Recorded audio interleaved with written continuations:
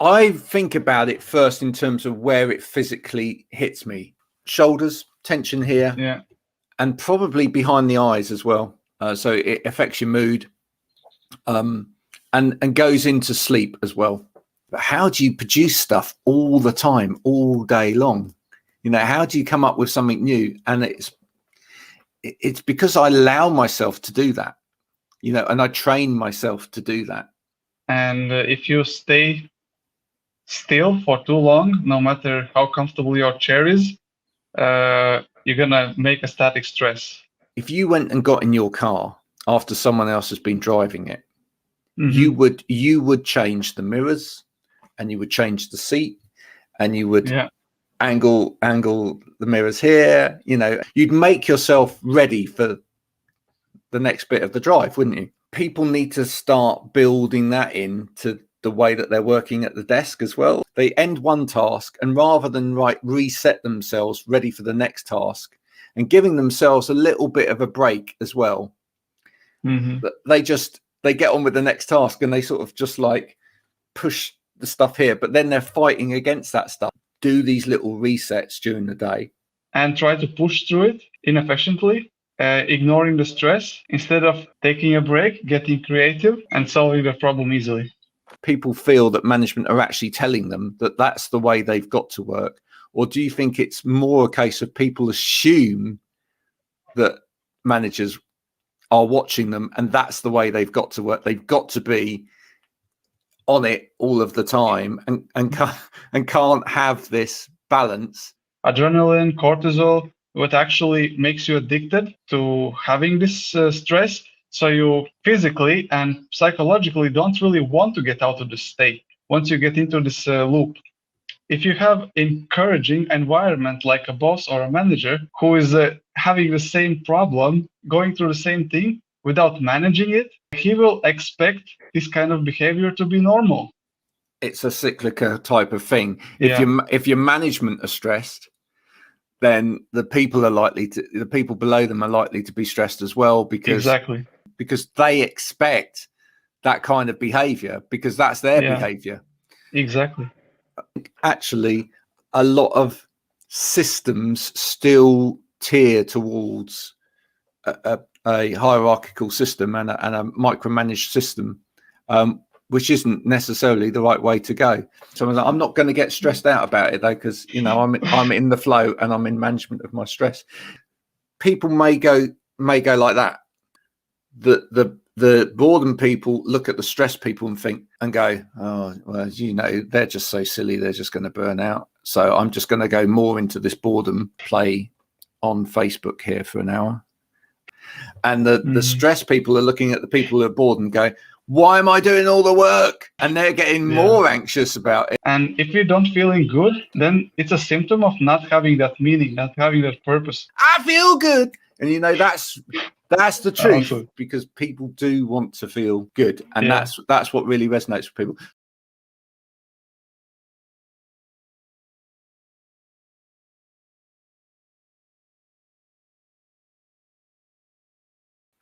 Hello, it's Graham Coath, and it's midday on Friday. And in a minute, I'm going to be speaking to Toms.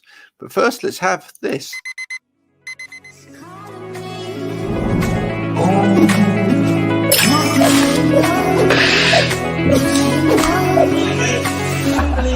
I need to get going, Mel. See you later.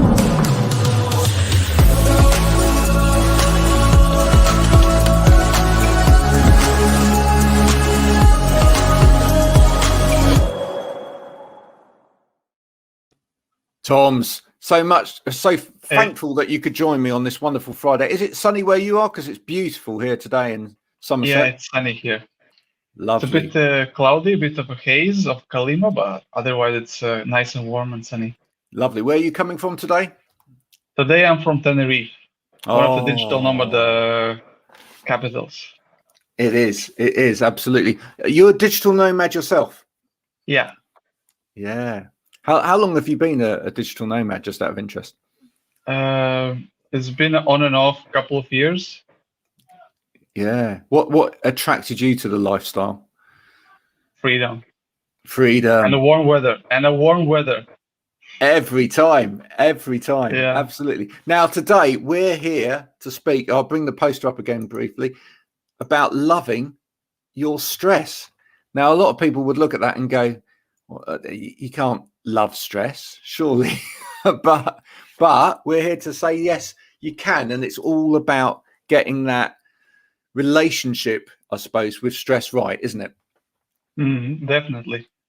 Yeah. And actually, before we go to loving our stress, what I've noticed from my experience and is that every time when we talk about stress, we all know what it feels like, how it manifests. We all know the feeling of stress. But the problem is once we try to put it into the words and try to express it to someone else, we have asked 10 people and you have 10 different definitions. So I'm just curious, what would be your definition of the stress? Oh, that's a really interesting question. I guess I think about it first in terms of where it physically hits me. Is that something that a lot of people say? So I would guess shoulders, tension here. Yeah. And probably behind the eyes as well. But what else in terms of stress? I guess things like just feeling that you just are having a bad day out of that as well. So it affects your mood and goes into sleep as well. Certainly affects your sleep if you're overly stressed. Yeah, I love how you said that overly stressed, because it links into the love your stress part. Would you agree? At least for me. Absolutely. So let's talk about that. And the reason I said overly stressed is because at the same time, I am the kind of person that is on the go 24 hours a day. Right? I am entrepreneurial. My mind's always going. And for me, I need, whether you want to call it stress, adrenaline, pressure, the positive pressure, whatever you want to call it, I need that in order to, make me do what I do. I'm a very creative person, and that has to have a push in it, and a lot of people when I talk about what I do and LinkedIn in particular, etc., they will go, yeah, but how do you produce stuff all the time, all day long? How do you come up with something new? And it's because I allow myself to do that, and I train myself to do that. So and you have to have the energy that's created out of that need to do it. In fact, I just got off the phone speaking to someone just now, and I actually said, well, the problem that you've got at the moment is that you're not putting yourself under enough stress. Yeah. So should we talk about that? I mean, and that's an issue for a lot of people in the workplace. They, in a way, they back away from putting themselves into a situation where stress can enable them. Definitely, because most of the time when people talk about stress is talking about de-stress and overstress. And everyone kind of knows what it is, but not so many people talk about not having enough stress to motivate you, just being bored and lazy in a workplace, and that's also a stress. Yeah, well, it's the worst kind of stress, I think, in a way. If you're bored, then you're just looking for things to preoccupy you most of the time, etc. And it's probably the worst stress for anyone employing someone as well, isn't it? I mean, you don't. The last thing you want is for your people. Well, I guess both things. You don't want your people to be bored, which is something that one of the BBC stories last week was talking about. There's a huge rise in terms of people being bored from working from home, and alongside that, at the same time, there were a lot of stories from about burnout, and I guess those are the two opposite ends of the spectrum in terms of stress. Definitely. So what can we do about it? What helps us here, Toms? Well, the first thing, as I said, is having the drive and mindset of wanting to allowing yourself to feel stress, and that's why you have to love it. It's because, as you said, you have these two opposite ends of the stress, boredom and burnout, and because it's always going to be there, the stress, and you want to be that in the middle sweet spot. Some people call it the peak state, some people call it flow, call it what you want, but you're going to have stress in your life, and that's why you have to love your stress and be aware of it. And in order to be aware of it, you have to notice how does it affect you, and have those symptoms you described earlier in the conversation. So just being aware, okay, my neck is a bit stiff, that means I'm getting stressed. That goes to the burnout side. Or I'm just getting tired, my eyes are getting a bit more heavier, and I'm getting bored, so I'm getting to other side, so I need to bring it up. So the stress management in itself is about noticing these things, diagnosing as a stress, getting unhealthy relationship with stress, and correcting them, looking for those ways. That's in. How about you? I agree. I'm just going to ask you, in terms of things like environment, and then maybe some of the things that we do at work, or some of the things that we interact with. Are there particular things that are not helpful? I'm thinking for myself that, in terms of a working environment, I need to mix that up during the day. I need to, I've got the ability here to stand and work. I've got the ability to sit and work. I've got the ability to go outside and work, and all of those things really help, both in terms of keeping me psychologically on track in terms of giving me new reference points, but also helping me stay in that flow, if you like, as opposed to getting bored because I'm in the same environment and zone, or getting stressed because I feel too enclosed, if you like. When you've been talking to people about this in the past, is how important is environment? Yeah, I do the same practice as you. It's because the human body is made to move, and if you stay still for too long, no matter how comfortable your chair is, you're gonna make a static stress. And the same for the hands when you type on the laptop. No matter how comfortable you are, you do need to have those breaks and just move, make rolls, whatever. As you do, you change your environment completely. Not everyone is able to do that, unfortunately. So they need to take care of a actual condition there. What are your thoughts about this? Yeah, I mean, for me, I think it's essential that people vary what they do, when even at the same space. So there's something I've talked to people about over the years in terms of work environment, which is that a lot of people don't even bother to make changes to their environment before they do another task, and actually resetting at points during the day is really healthy, because it resets the body at the same time and the mind at the same time. And it's from a physical point of view, it's really very good as well. And the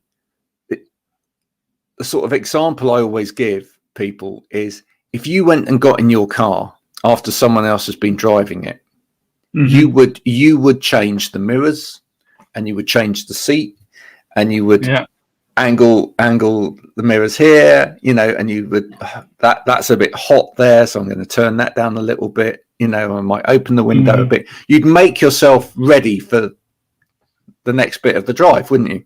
Mm-hmm. Yeah. So people need to start building that into the way that they're working at the desk as well. So it's like, don't always come in and, you know, not bother to adjust the seat and try and get the seat comfortable, or not bother to you know, think, oh, actually, that's a long way over there. I might, you know, this task, I'm going to be doing this. So let's get this ready for this. And I see over the years, I see people sort of like struggling with their environment as well, because what they do is they go, you know, they end one task, and rather than reset themselves ready for the next task and giving themselves a little bit of a break as well, they get on with the next task, and they sort of just like push the stuff here, but then they're fighting against that stuff. So now they're twisting and turning, and it's awful. So yeah, that would be my take on it. I think you really need to do these little resets during the day. And breaks are incredibly important. I mean, how important would you say is that, you know, people take on food when they really need to take on food, they take on water when they need to take on water, that, you know, and from time to time they just physically switch off from that digital world and you know, go somewhere else for 5 minutes. Yeah, I really love how you brought up the topic about taking those breaks and resetting, and that example about car resetting seat. That's so juicy because people understand it. It's so good example. And you wouldn't do that. You wouldn't drive the car if you're not uncomfortable. You know that you can crash if you don't see the mirrors for it. Same with the resetting. Yeah, absolutely. When people come to you to help them through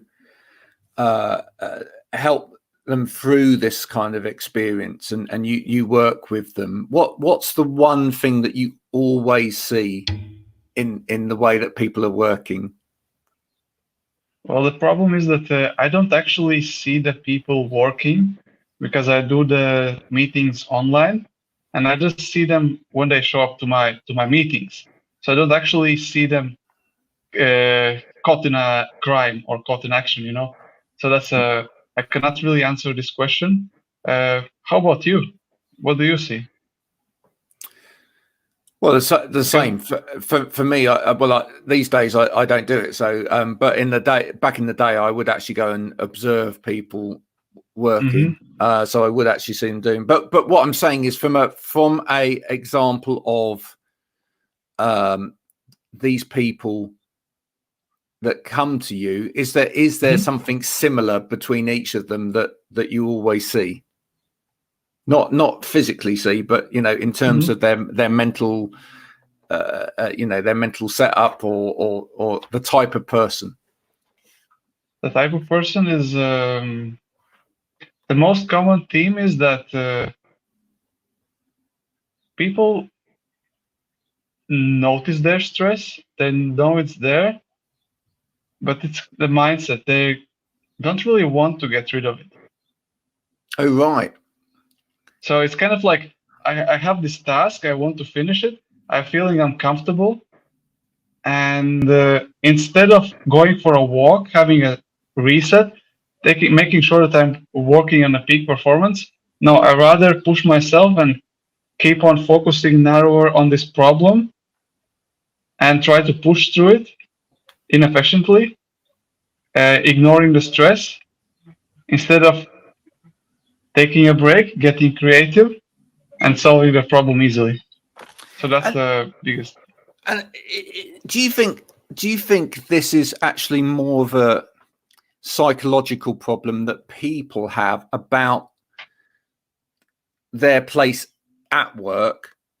By that I mean, you know, where they fit into the system at work, or do you think it actually comes down from management? Do you think that people feel that management are actually telling them that that's the way they've got to work?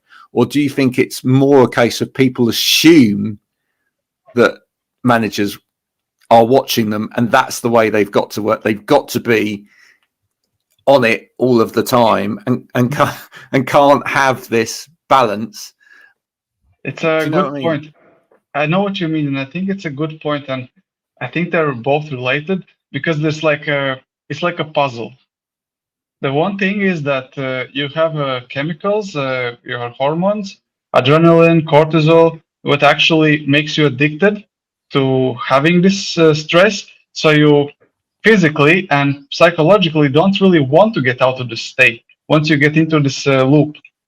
So that's one factor of it. However, if you have encouraging environment like a boss or a manager who is having the same problem, who is having the same psychology and going through the same thing without managing it, he will expect this kind of behavior to be normal, and he will encourage and say, oh, yeah, what you're doing is right, keep on doing that, keep pushing. And that's like the other side of the coin, where you have these everyone the same, having the same problem, and it's just a peer pressure coming onto you.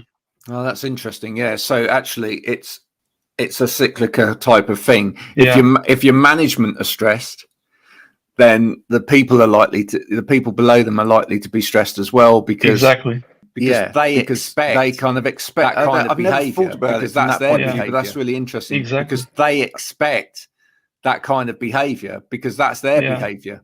Exactly. Right. So in that respect, if people are looking for a way out of this, you'd really like to see managers first, in a way. And then the culture, like the managers first, they would lead by example. Yeah. And then, of course, they need to make sure as a feedback that there's encouraging culture. Right. Absolutely. No, that makes a lot of sense. And I agree with that. And I just before lockdown happened, I was beginning to do quite a lot of work around sort of different management structures as well, because I believe that there's still a lot of very archaic management structures out there, which are very sort of micro management driven and very sort of hierarchical based. And I don't know what you think, but I think maybe more modern agile ways of management, which are sort of more team based as opposed to that hierarchy, and with, kind of more sort of checking in on the team and making sure that the team don't have the obstacles in the way are better than, just giving people, there's your KPIs, that's what's expected of you, get on with it, etc. And then those KPIs have filtered down, as you say, from management who've got their own KPIs. So they're like, Jeff's got to be doing that, because if Jeff doesn't do that, I don't get my figures for the month, and I'm stressed about my figures for the month, and I've got to do this, etc. And I've got to show the person at the top that I'm doing everything that I possibly can do. So yeah, I believe that how a business is structured, that the more agile it is in terms of its management structure and teamwork, the better it is as well. Is that what you found? Definitely. The structure has to be flexible enough and clear enough for the people to understand. However, I love to think it as a root cause in mindset. So you could have any kind of structure. It's like a tool. You could use hammer to nail the wall, or you could use hammer to hit on your thumbs. Yeah. So if your mindset doesn't change, you could use any kind of structure will not make any lasting improvements in the company's productivity, income, or just the happiness and well-being of the employees. So I would say mindset first. And once you have a right mindset, you will start seeing and searching out and accepting the better structures and systems. That's how I see it. That's interesting. Yeah, no, absolutely. So you've got to decide that this is the way that you want to be. Set those standards. And then you in looking for culture change, because you need to imbibe that culture across the organization. that's where you then start looking at what fits in terms of a structure that actually enables us to meet that culture. Yeah, no, absolutely true. And for me, that was where I started looking at things like OKRs and alternative systems from that kind of hierarchical management structure. What amazes me still, though, is the amount of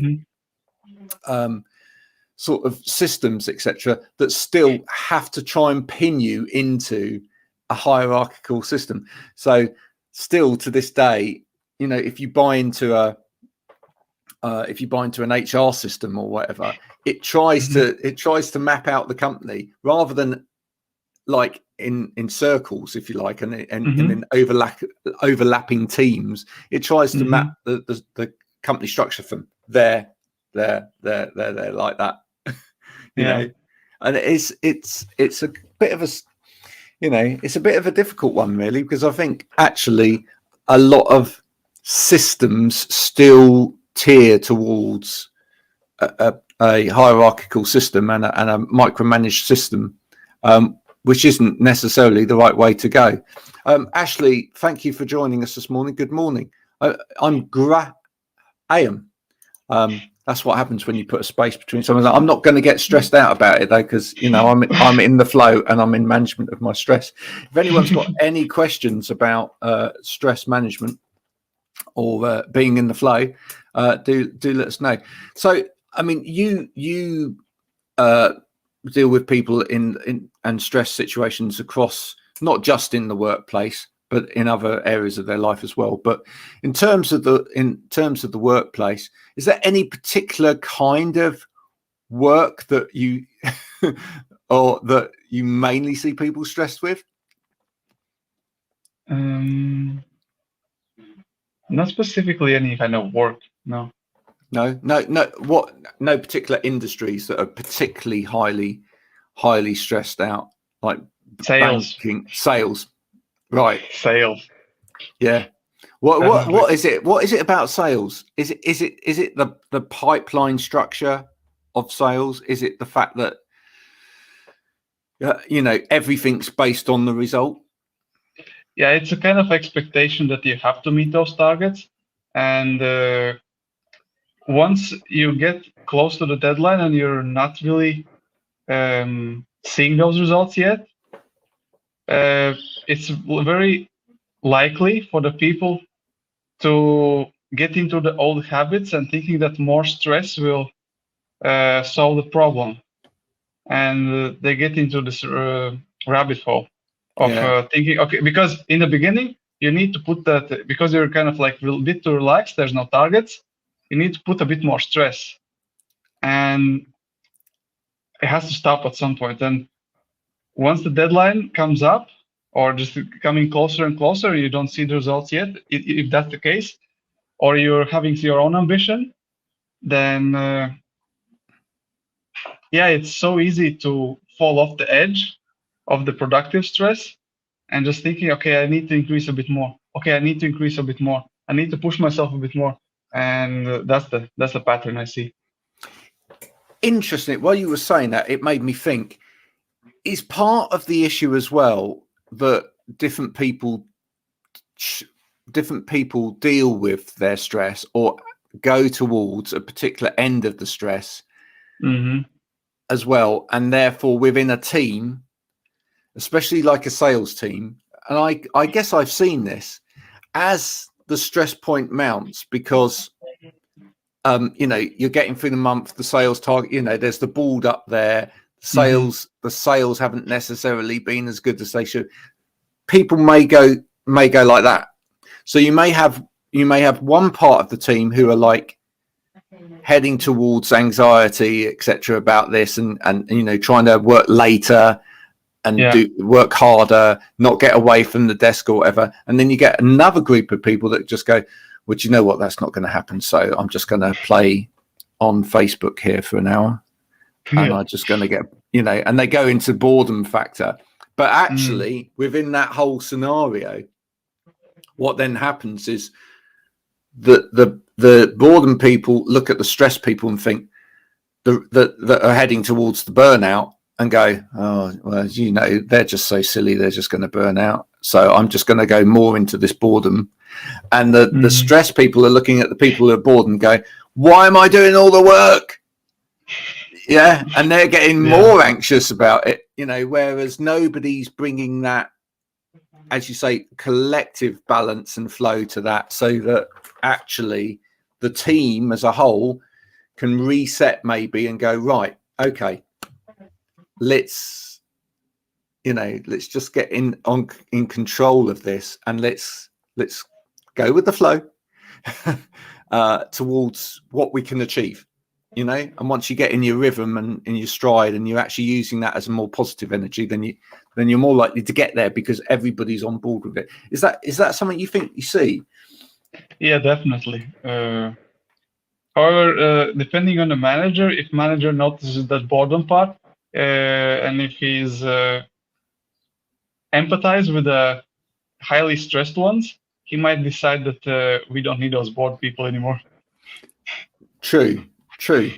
But then again, at the same time, boredom is, as we say, it's a sign of stress in a way as well. So in a way, both people need the opportunity to get that right. And exactly. actually, I think for a lot of people, they don't want to go to work to be bored. You know, they're bored at work because there's something wrong there in the culture of that work that's not going right. In the same way, no one wants to go to work stressed. How important do you think it is that not only does a company get the sort of stress culture right, or get that sweet spot, as you say, in terms of stress, but it's really important that a company really embeds within its staff the sort of main goals of that company? Because I know that a lot of people will go to work for a company and don't really understand what that company's about.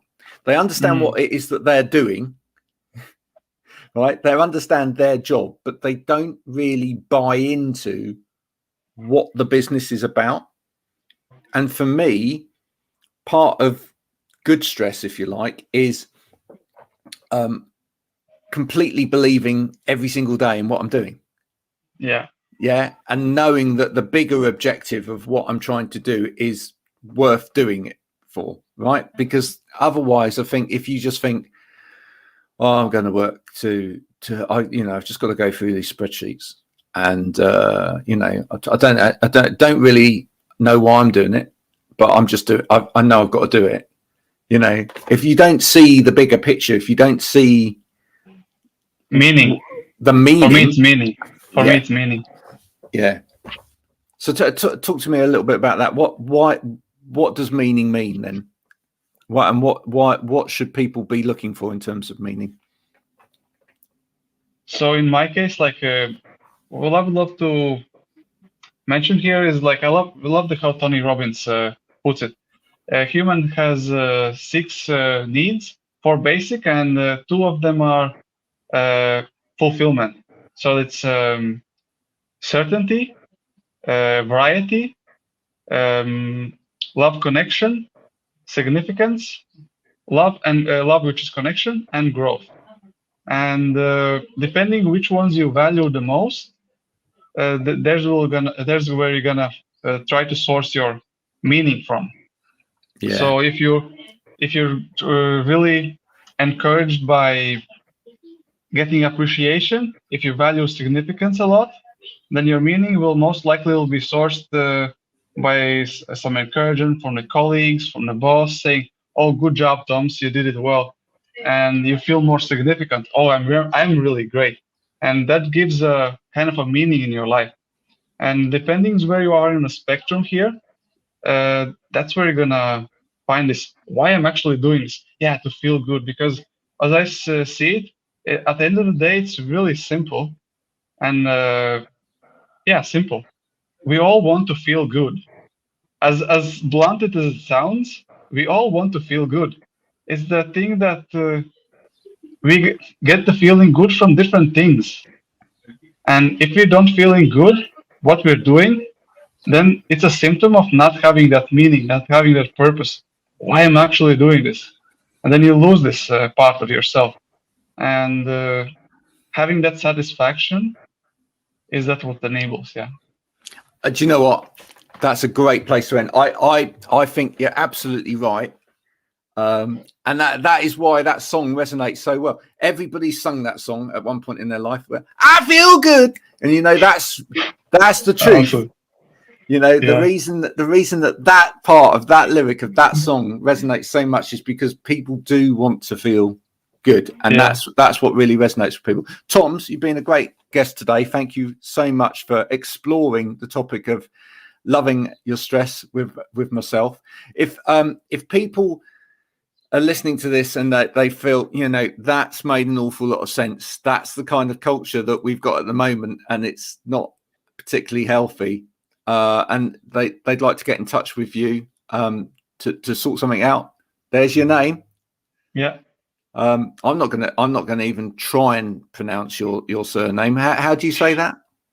Toms Astahovskis. There you go. You can find it on my LinkedIn profile. There's a really cool feature on the LinkedIn where you go to the profile and you press the speaker icon, and then you can hear me pronounce my name again. It's the best way. I have a similar one for Coath, because believe it or not, people can't pronounce my surname, right? Even though it's just Coath with an H on the end, right? And believe it or not, when I go to hotels and things, people can't spell it, even though I tell them how to spell it letter by letter. But there you go. That's the thing about names. They're incredibly difficult sometimes. But Toms, thank you so much for joining me. Thank you, Graham. I hope people have enjoyed this. If you've got comments throughout the day as you're watching this on LinkedIn, please put them in the comments, and I'll make sure those comments do get over to Toms throughout the day. Bye for now.